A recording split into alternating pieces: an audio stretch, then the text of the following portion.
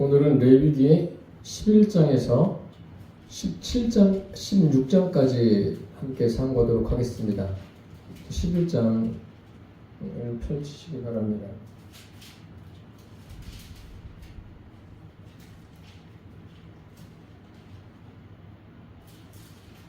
(11장) 1절 2절을 함께 봉독하시겠습니다. 여호와께서 모세와 아론에게 말씀하여 이르시되 이스라엘 자손에게 말하여 이르라. 육지의 모든 짐승 중 먹을 만한 생물은 이러하니. 11장부터 15장까지를 보시면 이스라엘 백성들이 먹어야 되는 음식, 또 먹지 말아야 되는 음식에 대해서 말씀하시고, 여인들이 자녀를 낳았을 때 어떻게 해야 되는지에 대한 내용도 이어서 기록되어 있습니다. 그리고 나병에 걸렸을 때 어떻게 정결케 하는지에 대한 내용도 13장, 14장에 기록되어 있고, 15장에 가서는 유출병, 피를 흘리는 유출병에 대한 내용이 15장에 기록되어 있습니다. 그리고 16장에는 대속죄일, 1년에 한 번 있는 유대력으로 7월 10일에 대제사장이 하나님께 속죄의 예배를 드리는 그러한 내용이 기록되어 있습니다. 지금까지 우리가 이제 10장까지 살펴보았는데, 여러분들이 기억이 나실지 모르겠지만 저를 보세요. 하나님께 예배하는 그 성막에서 제사 드리는 내용에 대해서 배웠습니다. 그래서 번제, 소제, 화목제, 속죄제, 속건제 5가지 제사에 대해서 배웠고, 이제 그 모든 예배를 주관하는 사람이 누구예요? 제사장이 주관하지 않습니까? 그래서 아론과 그의 자손들에게 위임하는 그 위임식이 있었습니다. 그 위임식에 참 큰 일이 있었죠. 아론의 두 아들 홈리와 비느하스가 다른 불로 제사를 드리다가 하나님의 심판을 받게 됩니다. 참 이 일로 적지 않은 충격을 받게 됩니다.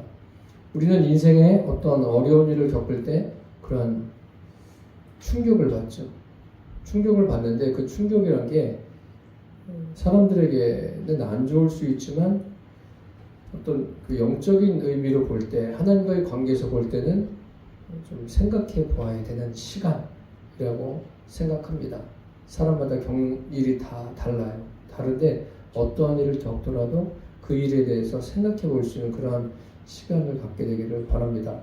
그래서 여러분들에게 성경을 계속해서 읽으시라고 말씀드리는 것은, 성경을 계속 읽으면 읽을수록 내가 어떤 존재이고 하나님은 어떤 분이시고 나하고 하나님은 어떤 관계 가운데 살아가는 거구나 라는 것을 명확하게 알게 되는 거예요. 교회는 나와서 어떤 종교단체가 아닙니다. 세상에서 이제 분류하기 쉽게 교회는 기독교도 종교다 그렇게 말하는데, 제가 누누이 말씀드리지만 기독교는 종교가 아닙니다. 살아계신 하나님, 실제로 존재하시고 실제로 존재하시는 분이 성도들의 안에 실제로 계십니다. 그리고 그분에 의해서 통치를 받는 사람들이 그리스도인이에요.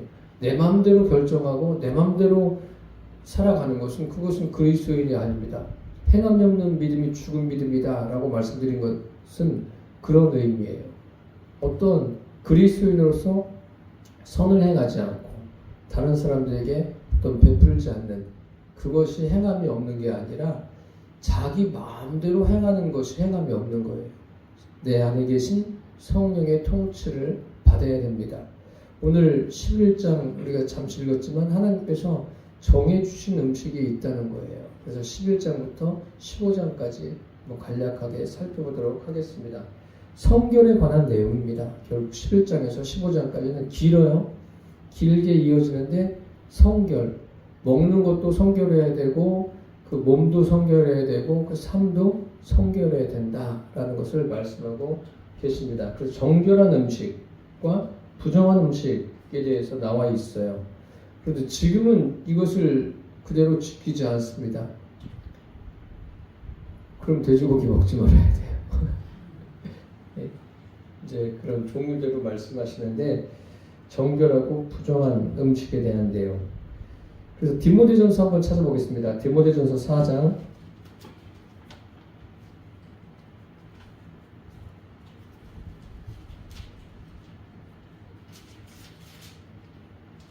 신약성경 340페이지입니다.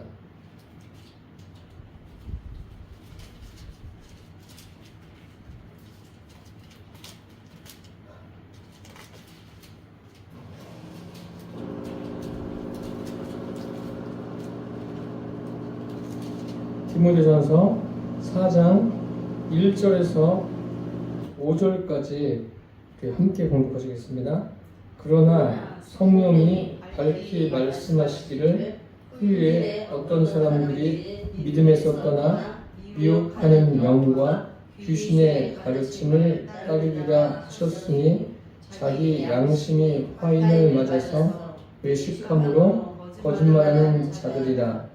혼인을 금하고 어떤 음식물을 먹지 말라고 할 터이나 음식물은 하나님이 지으신 바니 믿는 자들과 진리를 아는 자들이 감사함으로 받을 것이니라.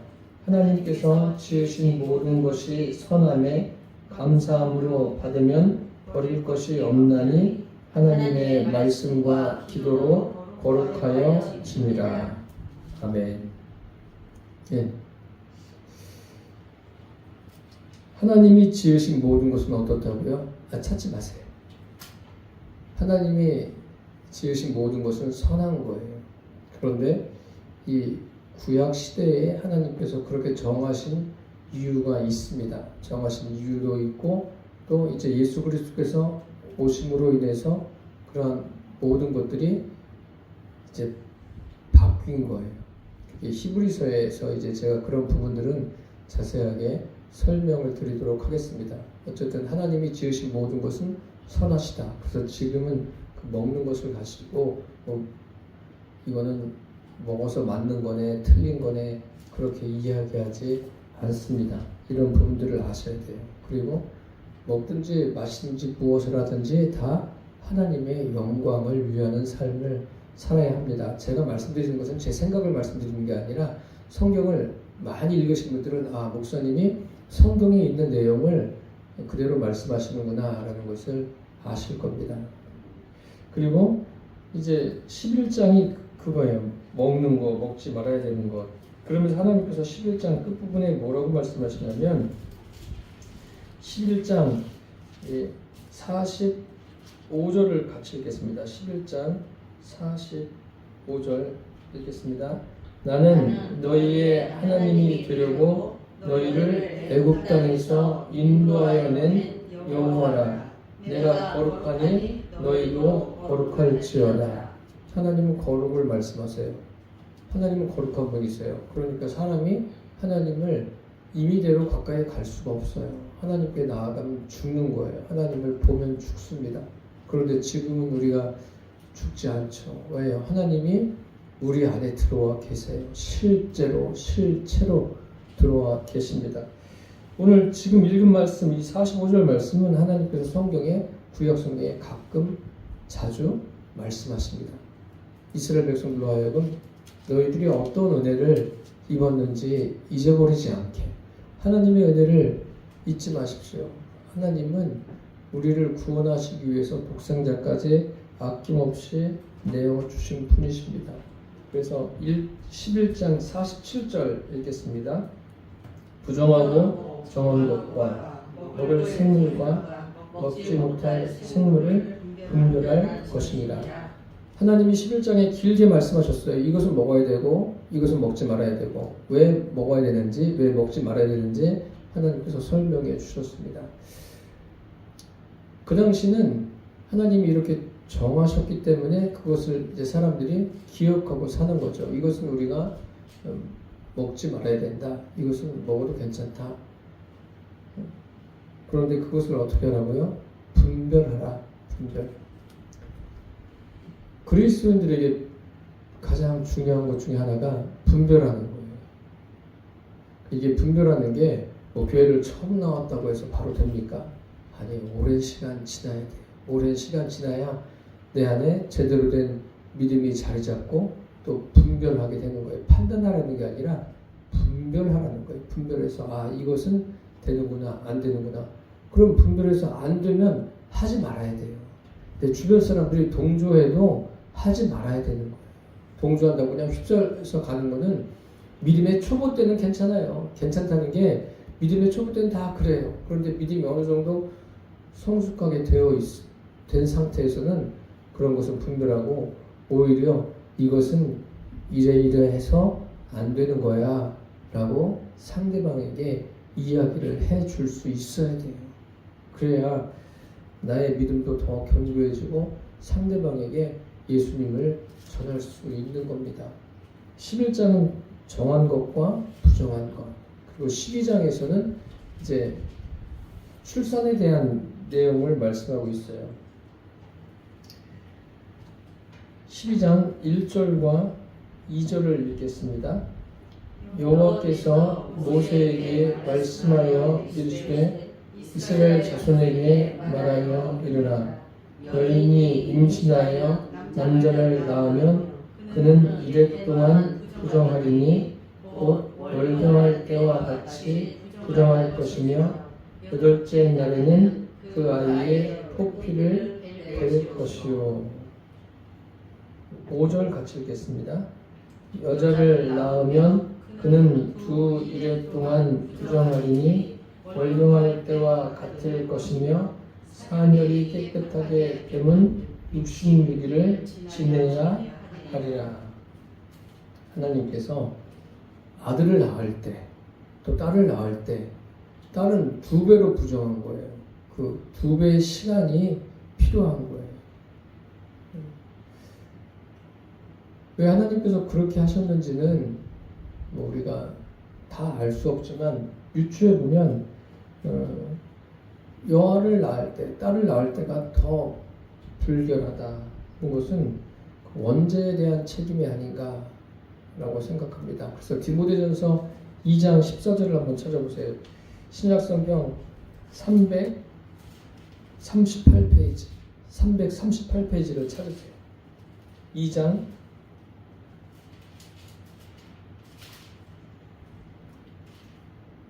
디모데전서 2장 14절 같이 읽겠습니다. 아담이 속은 것이 아니고 여자가 속아 죄에 빠졌습니다. 네. 누구의 책임보다도 그 원인을 이야기하는 거예요. 그래서 이제 레위기하고 연결해서 볼 때 여자아이를 낳았을 때 산모가 더 긴 시간 동안 정결의 시간을 갖게 되는구나 라는 것을 여러분들이 염두해 주시기를 바랍니다. 그 남자가 낳으면 7일 동안, 그리고 33일, 그러면 며칠이에요? 40일 동안 정결의 시간을 가져야 되고, 여자를 낳으면 2일에 14일하고 66일, 그러니까 80일이죠. 긴 시간 동안 정결의 시간을 가져야 됩니다. 그렇다고 여자하고 남자하고 차별이 있다? 그런 것은 아닙니다. 그런 의미는 아니에요. 근데 이것이 의학적으로도 정확하게 맞습니다. 지금 그것을 제가 다 설명할 시간은 아닙니다. 이게 한 장 한 장 자세히 살펴보면 다 설명도 드리겠지만 뭐 그렇게 하지 않아도 성경을 아는 데는 크게 지장이 없다고 생각합니다. 그리고 남자아이가 태어나면 할례를 언제 해요? 8일째 할례하는데, 할례하는 그때 할례하는 게 왜 수술을 하냐면 피 멈추는 것이 그때가 가장 최적입니다. 금방 멈춘다고 합니다. 그래서 응혈소 수치가 100%인 거예요. 빨리 멈추는 거예요. 그래서 그렇게 하면 좋은데 우리나라는 뭐 그렇게 하는 사람들도 있지만 대부분 그 시기가 다 다양하지 않습니까? 그런데 이스라엘 사람들은 이것을 어떻게 해요? 그대로 지킵니다. 그래서 이스라엘 여인들에게, 그 유대인들에게 조사해 보았더니 자궁경부암이 다른 사람들보다 그렇게 많지가 않아요. 자궁경부암의 원인도 결국은 뭐예요? 이 아들을 낳았을 때 수술해 주는 것, 8일 만에 수술해 주는 것. 아니 8일이 아니더라도 수술은 해야 돼요. 왜 해야 되냐면 청결을 유지하기 위해서. 거기에 여러 가지 바이러스들이 있기 때문에 청결을 위해서 반드시 해야 돼요. 그러면 남자만 청결한 게 아니라 여자도 같이 청결할 수 있는, 그래서 해야 됩니다. 할례는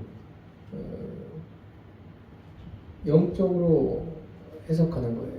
그 육신의 할례를 행하는 것은 참 인생의 청결을 위해서 하나님께서 알려주신 거지만 결국 할례를 어디에 하라고 그랬어요? 마음에 하라는 거예요. 우리 마음에 할례를 행해야 됩니다. 그러니까 이러한 내용을 봐도 여인들이 이제 출산하고 쉬는 거 자세히 읽어보면 하나님의 배려가 굉장히 깊은 거예요. 여인들에게 세심한 배려를 하시는 하나님, 그것을 우리가 알 수 있습니다. 사람보다 더 정확하신 분이세요. 더 세심한 분이세요. 사람들이 그래서 이 여인들이 자녀를 출산하고 쉬는 것도 성경을 보면서 이대로 하는 것도 참 바람직하다고 생각합니다. 그리고 출산 후에는 속죄 제물을 하나님 앞에 드려야 돼요. 번제와 속죄 제물을 드린다. 그래서 이제 또 자녀를 낳은 다음에 지금은 뭐 여기 번제와 속죄 제사를 드리진 않잖아요. 하나님께 감사 예물을 드리는 그런 경우는 있습니다. 그래서 12장은 역시 자녀를 출산한 여인에 대한 성결, 결국은 11장도 정한 음식, 부정한 음식, 성결에 관한 거예요.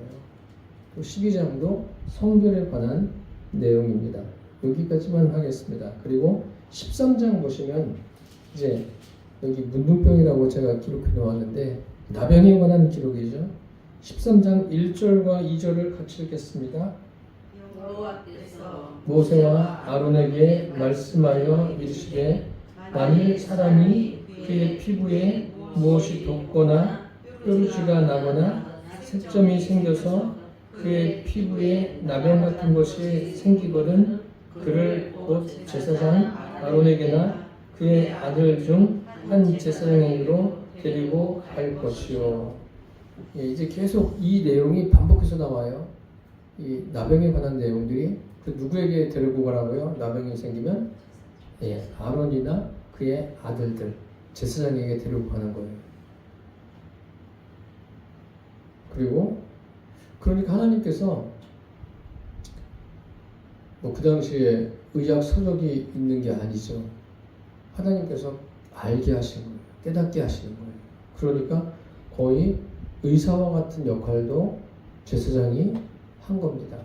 데리고 가면 그것에 대해서 제사장들이 보고서 이건 나병이구나 아니구나 그런 것을 판단하고 그것에 대한 하나님께서 정하신 규례에 따라서 행할 수 있도록 합니다. 이 나병은 1873년 한센이 간상균을 발견한 거예요. 오래되지 않습니다. 그런데 통증을 느끼지 못하죠. 그런데 이것이 1873년에 한센이 발견을 했는데 성경은 언제 이야기하고 있어요? 그거보다 훨씬 오래전에, 그 수천 년 전에 한센이 발견한 것보다 몇천 년 전에 말씀하고 있는 거예요. 이 나병이라는 것은 통증을 느끼지 못하잖아요. 무너져도 어떻게 되는지 감각이 없어요. 여기에서도 영적인 의미를 우리가 발견할 수 있습니다. 뭐냐면 사람들이 무감각해지는 거. 이게 참 무서운 거예요. 아무렇지도 않은 거. 그래서 대한민국을 위해서 기도할 때도 대한민국에 질서가 잡히도록 기도하셔야 합니다. 질서. 이 질서가 굉장히 중요한 거예요. 그런데 이 질서에 대해서 많이 무뎌지고 있어요. 대한민국은 민주주의 국가 아닙니까? 예. 그리고 북한은 우리의 혈연 관계에 있어서는 한 민족이지만 현재는 어떻게 하고 있어요? 대치하고 있지 않습니까? 적대 국가예요. 그것을 잊어버리면 안 돼요. 그래서 제가 어릴 때는 그 방공 교육을 잘 했는데 그것이 지금도 필요합니다. 정확하게 필요해요. 그런 것들을 아셔야 돼요. 그것에 대해서도 무뎌지면 안 돼요. 그 정확한 기준을 가지고 우리가 분별할 줄 알아야 돼요. 영적인 것도 마찬가지예요. 하나님의 말씀에 대해서 무뎌지면, 무감각해지면 깨닫지도 못하는 거예요. 깨닫지도 못하고 이게 주님을 섬기는 게 아니라 그냥 잘못하면 종교 생활을 하게 되는 겁니다. 이것은 매우 위험한 거예요. 그래서 이 나병이라는 것은 죄의 속성과 비슷한 겁니다. 죄를 계속 지으면 어떻게 합니까? 무뎌지는 거예요. 아주 끔찍한 죄를 저지르는 사람 보십시오. 무뎌집니다. 이 제사장이 진단하는데 무엇을 진단합니까? 이것은 단순한 피부병이야? 이건 나병이야. 이것을 잘 분별해 내야 됩니다. 이것을 분별하지 못하고 그냥 단순한 피부병인데 나병이라고 하면 그 사람은 참 피곤해지는 거죠. 그런데 나병인데 이거는 별거 아니야. 이렇게 되면 또 그 사람만 아니라 나병이 다른 사람에게도 전염돼서 서로 피해를 주는 것 아닙니까? 그래서 하나님께서 제사장에게 가서 보이라고 한 것은 성경을 읽어보니까 하나님께서 제사장에게도 특별한 그 분별력과 지혜를 주셨다고 봅니다. 그러니까 딱 보면 이제 깨닫게 되고 알게 돼서 정확하게 진단을 하게 되죠. 제사장이. 그래서 처방을 내려서 이렇게 하십시오 라고 말합니다. 그러니까 이 13장, 14장을 계속 읽어보면 길어요. 긴데 하나님은 참 굉장히 섬세하세요. 인생을 위해서 정확하게 알려주십니다. 그러니까 이 한센도 이 간상균을 발견한 후에 이 나병에 대해서 어떻게 해야 되는지에 대한 내용이 이미 어디에 나와 있습니까? 성경에 나와 있습니다. 의학서적이 먼저 만들어진 것이 아니라 성경의 이런 부분도 주님이 알려주셨습니다. 그래서 제사장에게 가서 보이라는 것은 예방 차원이 있고 병이 있으면 정확하게 격리하라. 그러니까 죄에 대해서도 마찬가지예요. 죄도 예방하는 것도 필요하지만 죄로 인해서 문제를 일으켰을 때는 격리하는 것도 때로는 필요합니다. 그 다음에 이제 13장과 14장이 그 나병에 관한 내용이 길게 나와 있습니다. 그래서 그 부분은 더 읽지 않겠습니다. 여러분이 한번 읽어보시고 그 다음에 15장에 가서는 유출병에 관한 피를 흘리는 것. 그래서 성경에 보면 그 피를 흘려서 주님께 나온 경우가 있죠. 12해를 혈류증으로 앓던 여인. 그 여인이 어떻게 했어요? 많은 의원에게 많은 괴로움을 받았어요. 그것을 해결해 보려고 찾아가는데 해결을 했다는 거예요? 못 했다는 거예요? 못한 거예요. 12년 동안 유출병 때문에 고민을 합니다.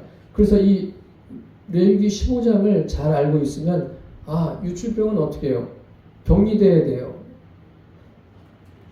그 사람이 다른 사람을 만질 수도 없어요. 다른 것을 만지면 뭐가 되는 거예요? 부정하게 되는 거고 또 다른 사람도 그 여인을 만지면 안 돼요. 그런데 어떻게 됐어요? 이 여인이 예수님을 만졌습니다. 예수님의 무엇을 만졌어요? 옷자락을 만지지 않았습니까? 그런데 깨끗하게 나음을 입었어요. 그 유출병이에요. 이 레위기 15장이. 레위기 15장 1절 2절을 같이 읽겠습니다. 여호와께서 모세와 아론에게 말씀하여 이르시되 이스라엘 자손에게 말하여 이르라. 누구든지 그의 몸에 유출병이 있으면 그 유출병으로 말미암아 부정한 자라. 예, 부정한 거예요.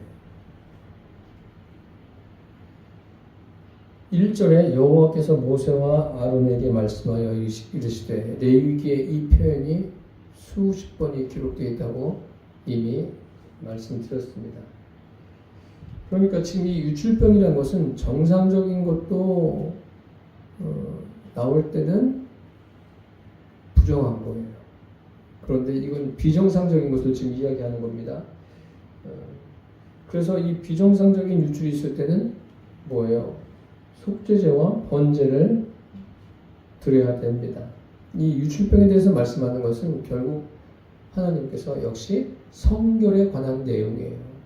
11장에 말씀드린 대로 정한 것과 부정한 것, 12장은 여인이 자녀를 낳았을 때, 13장, 14장은 나병에 관한 것, 15장은 유출에 관한 것, 유출병에 관한 것, 결국은 어떻게 하라는 거예요? 거룩하라는 거예요. 정결하라는 거예요. 그러니까 이 유출병이 걸렸을 때 제가 이미 말씀드린 것처럼 몸에 닿으면 닿은 사람도 부정하게 되는 거예요. 뭐 몸에 닿아가지고 뭐 바로 뭐가 생기진 않지만 부정한 거예요. 그만큼 하나님은 철저하게 이 정결에 대해서 말씀해 주십니다. 그래서 그 사람을 정결하게 할 수 있는 것은 무엇입니까? 물론 그 유출이 깨끗이 나으면 정결하게 되겠죠. 그것도 정결하게 되는 거지만 하나님은 그 사람들을 무엇으로 정결하게 하십니까? 살아있는 말씀으로 정결하게 하십니다. 그래서 이 시편 119편 9절을 한번 찾아보겠습니다. 시편은 성경책 딱 가운데를 펴시면 돼요. 119편 가장 긴 장이 있죠. 119편 9절 말씀입니다.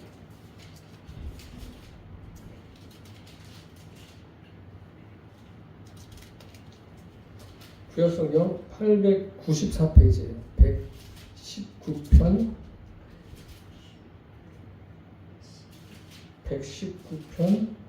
9절입니다. 9절 890페이지 찾으셨어요? 119편 9절 19편 110편 성경에서 가장 긴 장이에요. 9절 같이 읽겠습니다.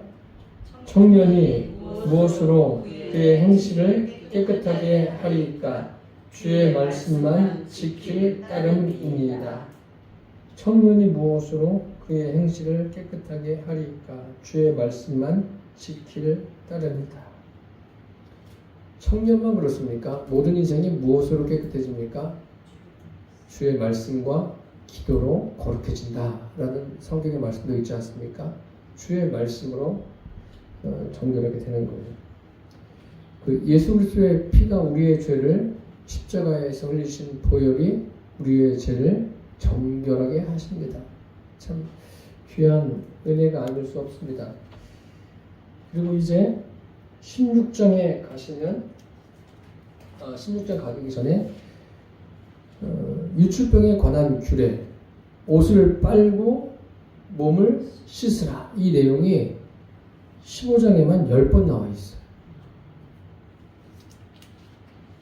15장이 33절이에요. 그래서 32절과 32절을 보시면 31절부터 읽어드리겠습니다. 너희는 이와 같이 이스라엘 자손이 그들의 부정에서 떠나게 하여 그들 가운데에 있는 내 성막을 그들이 더럽히고 그들이 부정한 중에서 죽지 않도록 할지니라.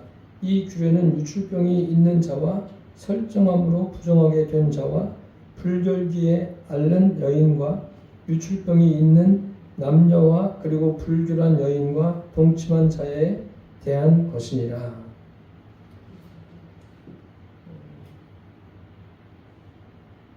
의학적으로 이제 몸을 씻고 깨끗하게 하는 것을 지금은 이제 상식으로 되어 있지 않습니까? 손을 씻는 것도. 그런데 이렇게 이미 하나님께서 모세에게 3,300년이나 앞서서 말씀하신 거예요. 그것을 우리는 이제 지금에 와서, 이 현대에 와서 이것을 시행하는 거죠. 흐르는 물에 씻는 거. 고여있는 물이 아니라, 그리고 손 씻을 때 어떻게 해요? 물 받아놓고 씻습니까? 옛날엔 대야에 물 떠놓고 세수하고 다 했잖아요. 지금은 어떻게 해요? 흐르는 물에 하지 않습니까? 다 이유가 있는 거예요. 그게 성경입니다. 유출병에 관한 그 정결한 규례, 옷을 빨고 몸을 씻으라. 이 우리의 육신적인 몸을 씻는 것도 하나님께서 일러주셨는데, 그것을 통해서 말씀하시려고 하는 것이 물로 몸을 씻듯이 하나님의 말씀으로 우리 영혼을 날마다 씻는 거예요. 그래서 말씀을 읽어야 되는 거예요. 말씀을 읽으면 여러 가지가 유익한 거예요. 내 몸을 물로 씻듯이, 물로 안 씻어보세요. 어떻게 해요? 몸이 지저분한 것뿐만 아니라 몸에 병이 생기는 거예요. 영혼도 마찬가지예요. 말씀을 읽지 않으면 영적으로 병에 걸리는 겁니다, 여러분. 그래서 말씀을 읽어야 돼요. 그러니까 젊을 때 말씀을 많이 읽어야 되는데, 늦지막하게 주님을 믿으셨으면 늦게라도 그 말씀을 가까이 하세요. 그게 최상입니다. 주님을 잘 섬기는 가장 최선은 하나님의 말씀을 가까이 하는 거예요. 그 다음에 이제 대속죄일, 오늘 여기까지만 하겠습니다. 16장 보시면 대속죄일은 말 그대로 그 이스라엘 백성들의 국한에서 말씀드리면 그들의 모든 죄를 대속하는 1년에 딱 하루 있는 거예요. 유대력으로 보면 7월 10일이 그날입니다. 16장 1절부터 10절까지 읽겠습니다. 16장 1절에서 10절까지 함께 공독하시겠습니다. 아론의 두 아들이 여호와 앞에 나아가다가 죽은 후에 여호와께서 모세에게 말씀하시니라. 여호와께서 모세에게 이르시되 내 형 아론에게 이르라. 성소의 휘장 안 법궤 위 속죄소 앞에 아무 때나 들어오지 말라. 그리하여 죽지 않도록 하라. 이는 내가 구름 가운데에서 속죄소 위에 나타남이니라. 아론이 성소에 들어오려면 수송아지를 속죄 제물로 삼고 순양을 번제물로 삼고 거룩한 세마포 속옷을 입으며 세마포 속바지를 몸에 입고 세마포 띠를 띠며 세마포 관을 쓸지니 이것들은 거룩한 옷이라. 물로 그의 몸을 씻고 입을 것이며 이스라엘 자손의 회중에게서 속죄 제물로 삼기 위하여 순염소 2마리와 번제물로 삼기 위하여 순양 1마리를 가져갈지니라. 아론은 자기를 위하여 속죄제에 수송아지를 드리되 자기와 집안을 위하여 속죄하고 또 그 두 염소를 가지고 회막문 여호와 앞에 두고 염소를 위하여 제비 굽되 한 제비는 여호와를 위하고 한 제비는 아사셀을 위하여 살치며 아론은 여호와를 위하여 제비 뽑은 염소를 속죄제로 드리고 아사셀을 위하여 제비 뽑은 염소는 산채로 여호와 앞에 두었다가 그것으로 속죄하고 아사셀을 위하여 광야로 보낼지니라. 아멘. 예, 대속죄일에 이제 16장에 다시 어떤 내용이 나옵니까? 아론의 두 아들이 다른 불로 하나님께 제사를 드리다가 죽은 내용, 그것을 다시 상기시킵니다. 그러면서 하나님께서 이제 대제사장부터 어떻게 하라는 거예요? 정결하라는 거예요. 대속죄일에 1년에 한 번 지성소에 들어가는 날이 있습니다. 뭐 아무 때나 들어가는 게 아니에요. 하나님께서 정한 때 들어가는 거예요.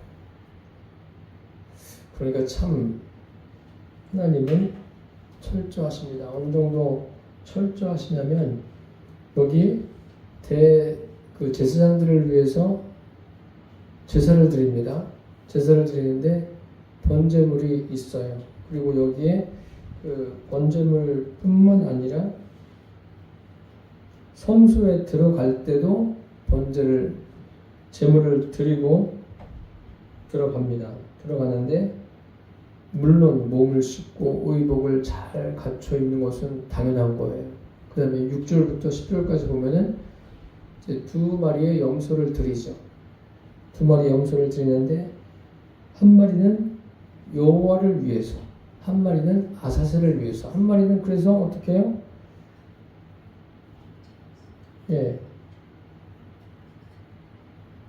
하나님 앞에 여호와를 위해서 드립니다.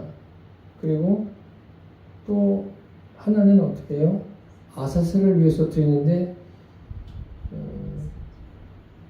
한 마리는 속죄제로 드리고 다른 한 마리는 아사셀을 위해서 드리는데 한 마리를 광야로 보내는 거예요. 한 마리는 속죄제로 그리고 태워서 드려요. 또 한 마리는 광야로 가는 거예요. 그게 아사셀이라고 그래요. 아사셀.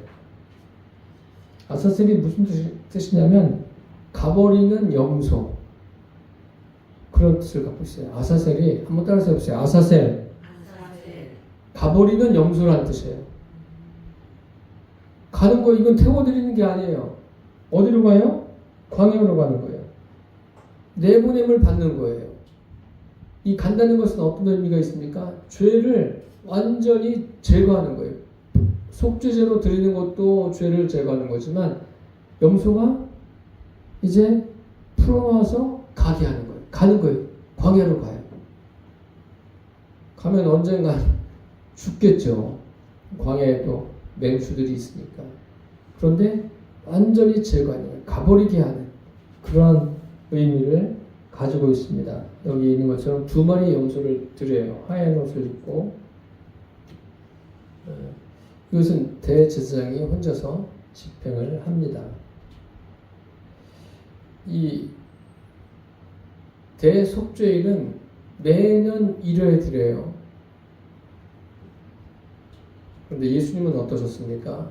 매년 우리를 위해서 죽습니까? 아니에요. 단번에 한 번 돌아가신 거예요. 그러면서 모든 인류의 죄를, 아니 인류, 지금 이 땅에 있는 사람들뿐만 아니라 모든 인생의 죄를 단번에 대속하신 거예요. 그리고 그 당시에는 이스라엘만 위해서 이 일이 행해진 겁니다. 그런데 지금은 어떻습니까? 예수님이 십자가에 달리신 것은 모든 사람을 위해서. 왜요? 모든 사람의 죄를 범하였음에 하나님의 영광에 이르지 못했기 때문에 예수님께서 그 모든 사람을 위해서 대속하신 거예요. 그리고 대제사장만 위해서 지금 드리는 거예요. 아사셀, 또 여호와를 위해서. 그런데 예수님은 누구든지, 그리고 지성소로 1년에 한 번 들어갑니다. 거기는 그저 보고 싶다고 해서 이렇게 보고 그러는 게 아니에요. 그럼 죽는 거예요. 죽음입니다. 그런데 지금 우리 하나님 앞에 어떻게 나갑니까? 아무 때나 나가요. 하나님 앞에 나아간다고 하나님이 뭐 우리를 그냥 죽게 하십니까? 그렇지 않습니다.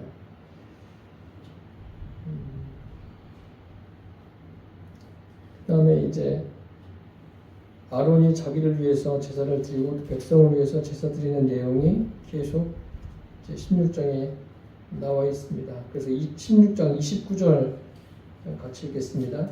너희는 영원히 이 규례를 지킬지니라.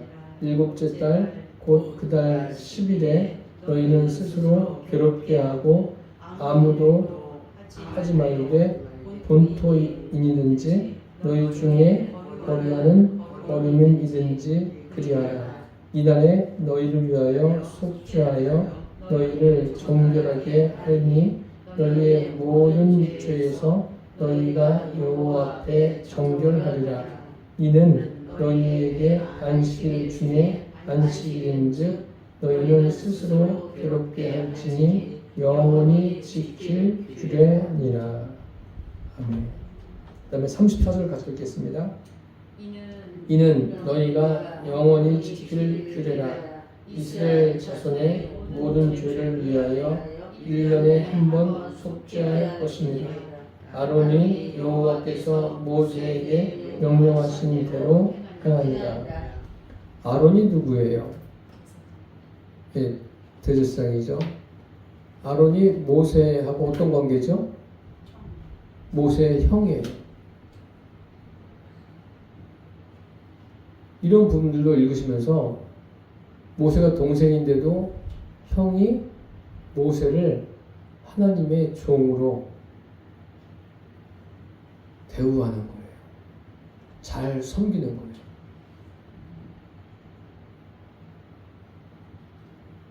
그러니까 진심을 다해서 섬기는 그런 마음이 참 중요합니다. 그래서 이 16장은 대속죄일이라는 것은 이스라엘 백성들이 1년에 한 번, 그리고 끝나는 게 아니에요. 번제, 또 소제, 화목제, 속죄제, 속건제, 이것은 1년 동안 계속 진행되는 거예요. 진행되는데 이스라엘 전체를 위한 대속죄일이 유대력으로 7월 10일에 딱 한 번 드리는 거예요. 근데 지금은 이제 그렇게 하지 않습니다. 지금 그렇게 하지 않고 주님 앞에 어떻게 나갑니까? 늘 수시로 주님 앞에 우리가 나아가는 거예요. 이스라엘 백성들에게만 정해진 거지만 이제 지금은 예수님께서 십자가에서 돌아가신 후에 모든 인생에게 이 길이 열려졌습니다. 그래서 저와 여러분이 날마다 감사하는 마음으로 주님께 나아가시기를 바랍니다. 그리고 아론이 모세의 그 하나님께서 부어주신 직분을 존중했듯이 모세도 당연히 아론을 존중했죠. 서로가 서로의 직분에 대해서 존중하라고 말씀드렸습니다.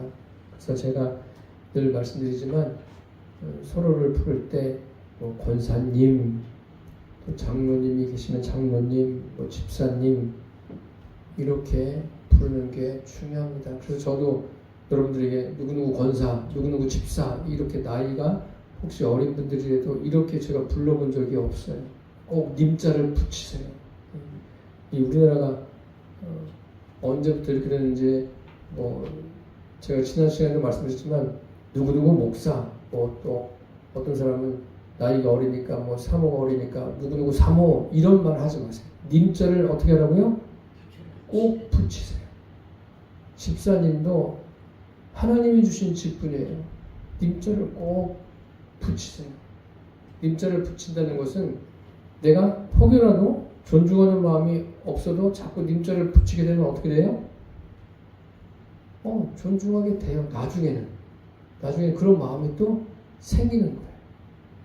존중의 차원에서 하는 거지. 그런 하나님께서 저분에게 직분을 주셨구나. 나에게도 마찬가지예요. 꼭 이것을 잊지 마십시오. 누구 앞에서라든지 그렇게 부르세요. 제가 늘 말씀드리지만 강영자 목사님이 저한테 제가 목사가 된 이후부터 목사님이라고 안 불러보신 적이 없어요. 제 이름을 불러본 적도 없어요. 제 앞에서만 아니라 다른 사람 앞에서도 꼭 목사님이라고 불렀어요. 그러니까 그것에 대해서 또 반발을 일으키는 사람들도 있었는데 아니에요. 그게 참 중요한 겁니다. 여러분들도 어디에서든지 꼭 서로의 그 직분, 하나님이 준 직분을 귀하게 여기고 그렇게 내 가족이 됐든 누군가가 됐든 시간에 그 직분이 있는 사람은 그렇게 불러주시면 자기에게도 유익이에요. 자기에게도. 내가 다른 사람 앞에서 어떤 집사에 대해서 누구 집사 막 이렇게 이야기하면 다른 사람이 들을 때 아무렇지도 않은 것 같지만 그렇지 않아요. 집사님이라고 불러보세요. 그것은 굉장히 자신도 높임을 받는 하나의 계기가 될 수 있습니다. 오늘 이제 11장부터 16장까지 우리가 함께 배웠습니다. 결론을 말씀드리면 결국은 거룩입니다. 하나님의 백성들이 하나님 앞에 거룩하기를 원하세요. 그래서 먹는 것까지도 정해주시고 참 감사하지 않습니까? 그리고 아이를 낳은 여인에 대해서 어떻게 정결해야 되는지, 그리고 나병이 걸렸을 때 어떻게 해야 되는지, 또 유출병에 대해서 어떻게 해야 되는지, 그리고 대속죄일까지 하나님께서 정해 주셨습니다. 사람들이 볼 때는 굉장히 번거로운 것 같지만 하나님은 인생을 위해서 이렇게 하셨다는 것을 기억하시고, 저와 여러분이 이제는 이런 일들은 우리가 하지 않습니다. 하지 않고 주님이 성령으로 우리 안에 계십니다. 내 안에 계신 그분의 다스림을 받는, 그분의 통치를 받는 저와 여러분의 삶이 되시기를 축복합니다. 기도하겠습니다. 살아계신 주님, 우리가 레위기 말씀을 통해서 하나님께서 택한 백성이 거룩하게 되기를 원하심을 보았습니다. 우리는 스스로 거룩해질 수 없습니다. 지금은 성령님께서 우리 안에 들어오셔서 우리가 거룩하게 되었습니다. 이제 그 거룩함을 날마다 하나님 말씀을 통해서 우리가 늘 유지하며 살아갈 수 있도록 은혜를 베풀어 주옵소서. 예수님의 이름으로 기도드립니다.